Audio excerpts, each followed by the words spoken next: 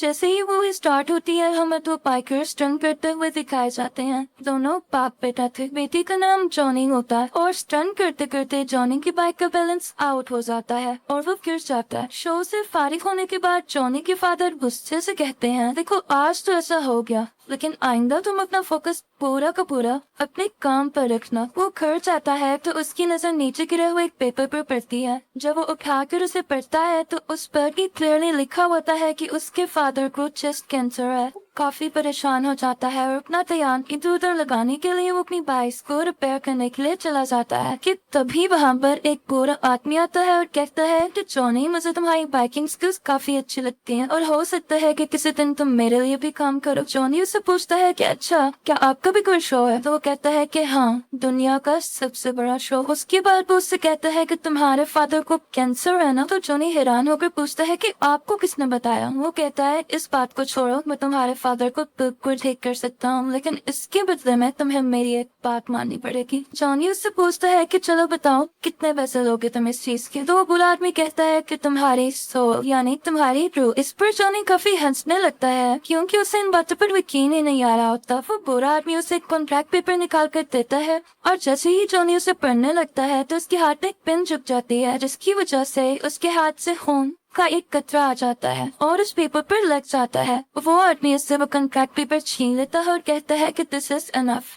उसके बाद scene change होता है और हमें जॉनी बैक पर नजर आता है। उसे लगा था कि शायद ये उसका ख्वाब हो सकता है। जॉनी घबराया हुआ अपने फादर के पास जाता है और कहता है कि डैड, आप ठीक है क्या? तो उसके फादर आगे से कहते हैं कि मैं कुछ दिनों से बहुत अजीब महसूस कर रहा था। अपनी बीमारी की वजह से मैं काफी वीक होता जा रहा था, लेकिन न जाने आज सुबह ही मुझे डॉक्टर ने बताया कि मैं बिल्कुल ठीक हूँ और मैं खुद को भी हेल्दी फील कर रहा हूँ। तभी वो अपने स्टंट के लिए निकलने लगते हैं। तो जॉनी को भी साथ जाने का कहते हैं, लेकिन देखते हैं कि जॉनी तो कहीं और बिजी है। अपने फादर के पूछने पर वो बताता है कि मुझे एक लड़की अच्छी लगती है, उसका नाम रॉक्सी है और उसके फादर उसे दूर भेजना चाहते हैं, तो मैं उसके साथ जाना चाहता हूँ, उसे यहाँ से लेकर। वो अपने फादर से कहता है कि आखिर कब तक मैं इस बाइक पर स्टंट्स करता रहूंगा, मैं कुछ नया करना चाहता हूँ। ये सुनते ही उसके फादर उसे एक चाबी देते हैं और ये चाबी उस बाइक की होती है जिसे बचपन से जॉनी चलाना चाहता था। और इसके साथ ही वो उसे विश करते हैं कि तुम्हारा नया सफर अच्छा गुजरे, और ये कहते ही वो चले जाते हैं। जॉनी की दोस्त का नाम रॉक्सी होता है और फिर वो हमें उसी बाइक पर दिखाया जाता है। उस जगह काफी शोर था। ये वो जगह थी जहाँ जॉनी के फादर स्टंट करने गए थे। पता करने पर जॉनी को पता चलता है कि उसके फादर की बाइक का एक्सीडेंट हो गया था, जिसकी वजह से उनकी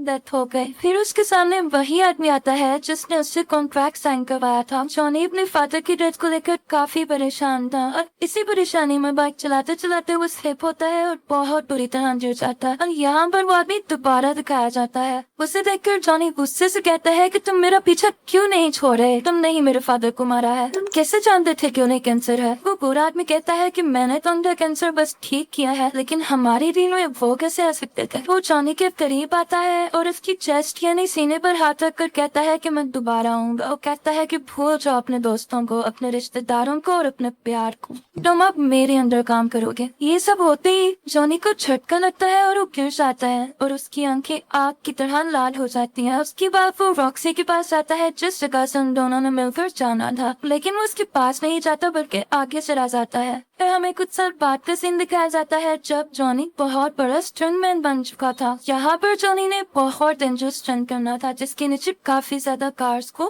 पार करना था। ये करते करते जॉनी का एक्सीडेंट हो जाता है और उसकी बाइक और वो खुद बहुत जोर से गिरते हैं। सब लोग उसके पास आते हैं तो उसकी आंखें बंद देखकर डर जाते हैं। कुछ देर बाद उसकी आंखें खुलती हैं तो वो पूछता है कि क्या मेरी बाइक ठीक है?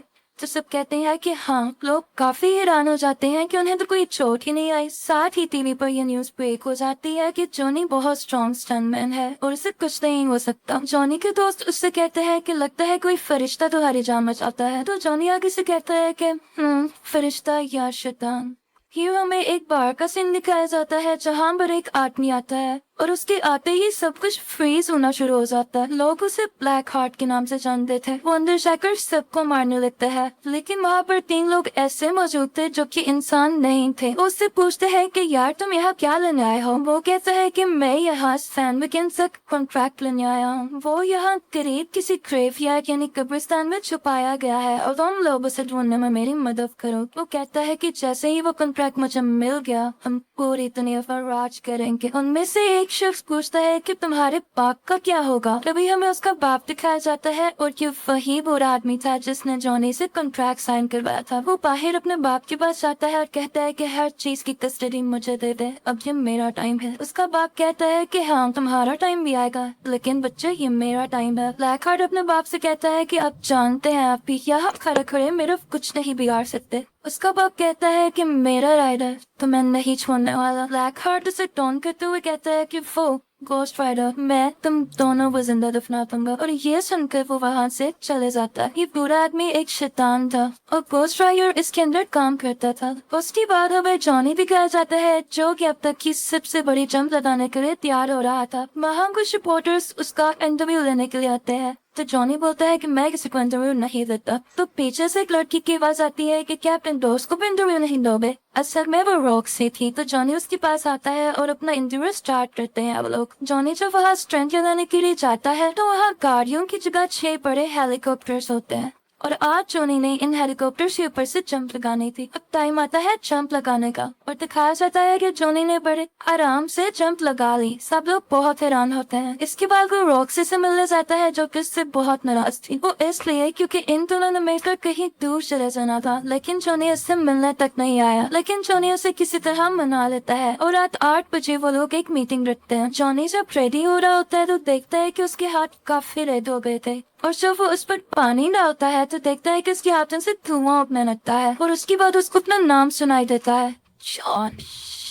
लेकिन जब वो पीछे मुड़कर देखता है तो कोई भी नहीं होता, लेकिन उसको अपनी बाइक स्टार्ट हुई दिखाई देती है। उसके बाद हमें वही बुरा शैतान दिखाया जाता है। जॉनी कहता है मुझसे दूर रहो, तुम मुझसे क्या चाहते हो। तो वो आगे से कहता है कि ऐसे तो कभी नहीं हो सकता कि मैं तुमसे दूर रहूं। मैं इतने सारे साल भी तुम्हारे साथ था, लेकिन अब वो वक्त आ चुका है जब मैं तुमसे अपना काम करवाऊं। ब्लैक हार्ट नामी बंदे को ढूंढो और उसे मार डालो। जॉनी उससे कहता है कि हाँ मैं कभी नहीं करूंगा, तुम खुद क्यों नहीं कर लेते हो। बुरा शैतान से कहता है कि ऐसा तो हो ही नहीं सकता, तुम मेरा काम करोगे क्योंकि तुम कॉन्ट्रैक्ट साइन कर चुके हो और जैसे ही काम हो जाएगा मैं तुम्हें तुम्हारी सोल वापस कर दूंगा। जॉनी अपनी बाइक स्टार्ट करने की कोशिश करता है लेकिन वो स्टार्ट नहीं होती। इसके साथ ही वो बुरा आदमी अपनी स्टिक जमीन पर मारता है तो बाइक के टायर श्रेड हो जाते हैं और काफी स्पीड में आ जाती है। इतनी स्पीड के चलते हुए आसपास की चीजें उड़ने लगती हैं और उस बाइक में आग लग जाती है। वो इतना तेज जाती है कि जॉनी को दूर जाकर फेंक देती है। इसके बाद हमें जॉनी की बॉडी दिखाई जाती है जो कि इस वक्त पूरी की पूरी आग में छुपी हुई थी। उसकी बॉडी पूरी आग बन चुकी थी। अब जॉनी गोस्ट राइडर बन चुका था। इसके साथ ही वो ब्लैक हार्ट के पास आता है और कहता है कि तुम रूल ब्रेकर हो, तुमने अच्छा नहीं किया रूल तोड़कर, तो तुम वापस जहन्नम में चले जाओ। लेकिन ब्लैक हार्ट उसकी कोई बात सुनने की बजाय अपने 3 आदमियों से उस पर अटैक करवा देता है और वो उसे ट्रक के नीचे ले लेते हैं। वो समझते हैं कि शायद ये मर चुका है और वहाँ से चले जाते हैं, लेकिन गोस्ट राइडर अभी भी जिंदा था। लेकिन ट्रक ड्राइवर वहाँ पे ही मौजूद था। गोस्ट राइडर उसे जलाकर राख कर देता है। थोड़ा आगे जाकर वो एक औरत को देखता है जिससे एक डाकू उसका पर्स छीन रहा होता है। वो उस औरत को सेफली उससे छुड़वाता है और उसको पकड़कर कहता है कि तुमने आज तक जिन जिन लोगों को मारा और लूटा उन सब लोगों का दर्द मेरी आंखों में देखकर महसूस करो। उसके बाद उसको उन सब का पेन और दर्द फील होने लगता है जिसकी वजह से उसकी डेथ हो जाती है। इनफैक्ट गोस्ट राइडर के पास एक ऐसी पावर थी जिसकी वजह से वो उन लोगों को उनके गुनाहों की सजा दे सकता था। इसके बाद हमें रियलाइज होता है कि जहाँ जहाँ से गोस्ट राइडर की बाइक गुजरती है वो जगह आग से लाल हो जाती है। फिर हमें जॉनी अपनी असली हालत में वापस आता हुआ दिखाई देता है। जिस जगह वो बेहोश होता है वो एक कब्रिस्तान था, लेकिन जब उसको होश आता है तो वो एक कमरे में होता है और जब वो कमरे से बाहर आता है तो उसे एक बुरा आदमी दिखाई देता है। वो कब्रिस्तान का केयर टेकर था। वो उससे कहता है कि जो कल हुआ वो आज दोबारा होगा। जॉनी उससे कहता है कि कौन है तुम। वो उससे कहता है कि मैं जो भी हूँ, लेकिन मैं ये जानता हूँ कि तुम एक घोस्ट राइडर हो और मेरी मदद के बगैर तुम ज्यादा देर जिंदा नहीं रह सकते हो। घोस्ट राइडर कहता है कि नहीं, मैं अब किसी की मदद नहीं लेना चाहता। तो बुरा आदमी उससे कहता है कि तुमने कॉन्ट्रैक्ट किया है तो ऐसे निभाना तो पड़ेगा ही। बुरा आदमी उसे बताता है कि दिन में तुम जॉनी और रात में घोस्ट राइडर बन जाओगे। वो पूछता है कि क्या इससे पहले भी कोई घोस्ट राइडर था।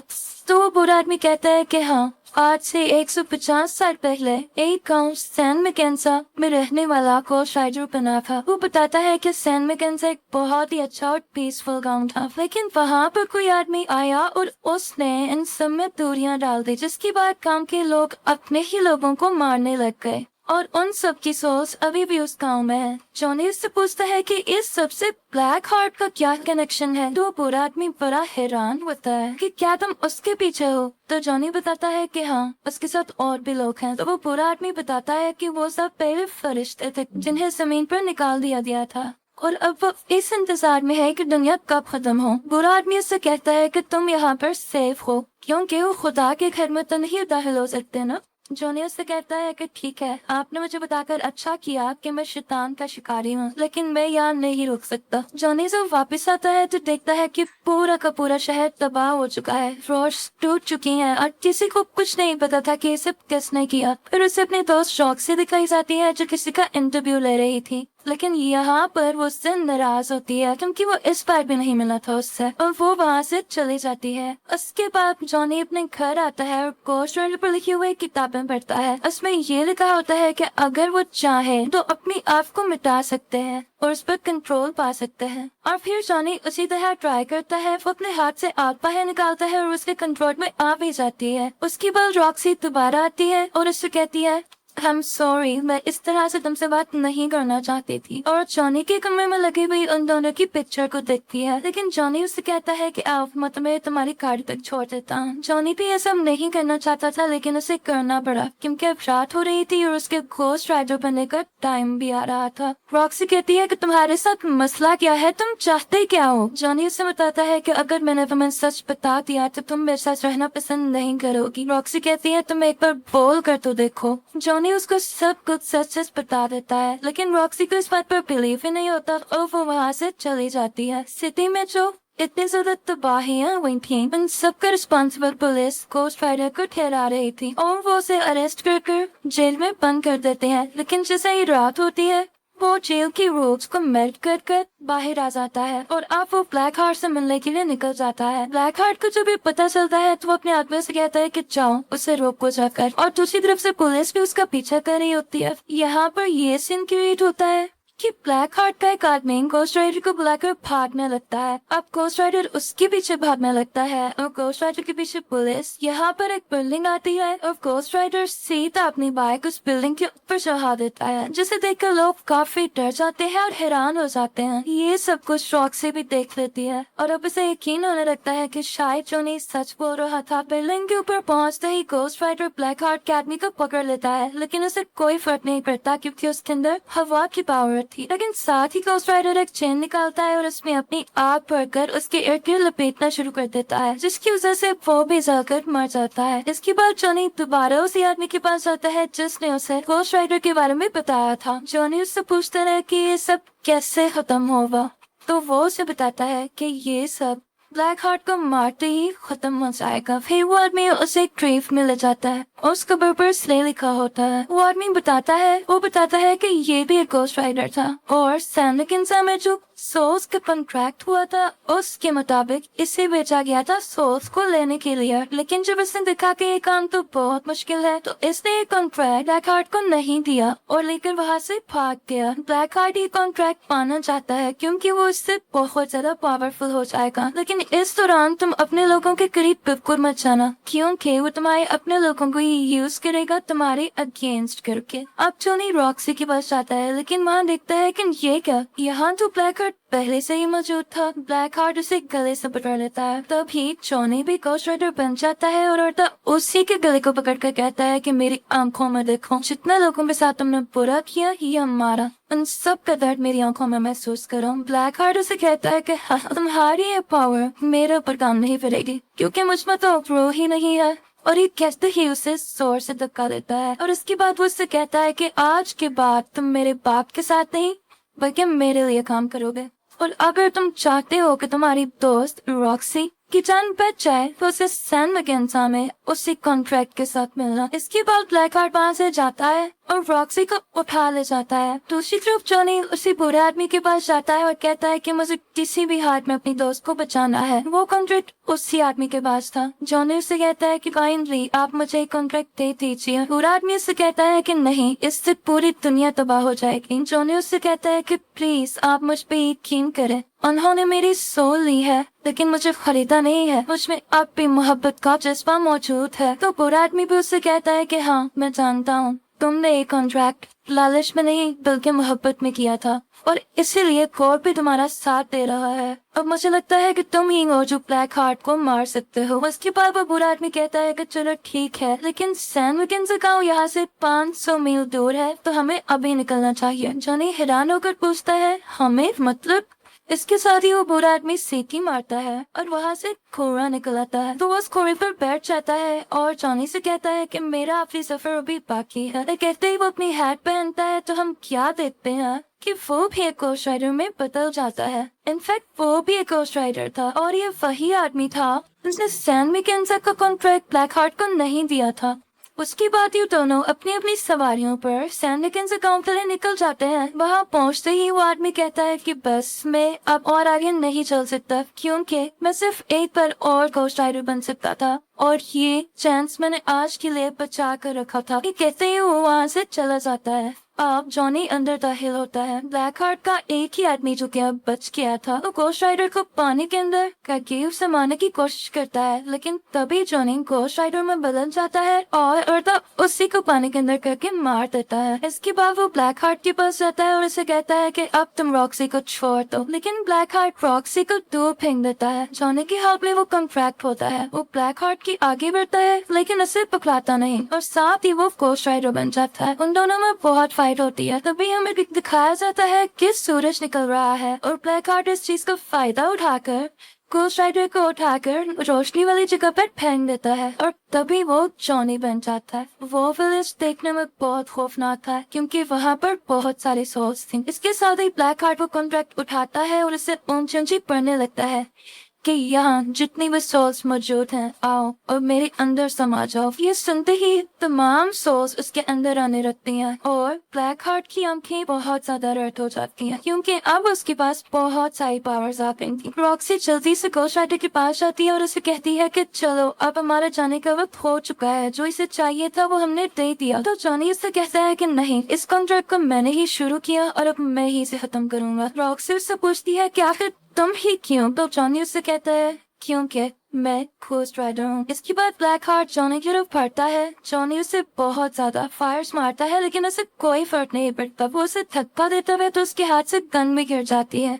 फिर वो अंधेरे में जाने की कोशिश करता है लेकिन ब्लैक हार्ट उसे गले से पकड़ लेता है और कहता है कि अब नहीं, अब तुम्हारी दुनिया की सब सोल्स मेरे अंदर हैं। तभी रॉक्सी वहाँ पर आती है और उसको शूट करने लगती है जिसकी वजह से वो डिस्ट्रैक्ट होता है और उसके हाथ से जॉनी गिर जाता है। रॉक्सी दोबारा से शूट करती है तो यहाँ पर ब्लैक हार्ट की गर्दन अलग हो जाती है, लेकिन जाहिर है कि उसके पास इतनी ज्यादा पावर्स थी कि वो अपनी दोबारा गर्दन वापस ला सकता था। और फिर रॉक्सी की गन में गोलियां भी खत्म हो जाती हैं। तो जॉनी फौरन से कहता है कि ये गन मुझे दो और अपना हाथ अंधेरे में ले जाकर फायर करने लगता है क्योंकि उसका हाथ अब आग का बन चुका था।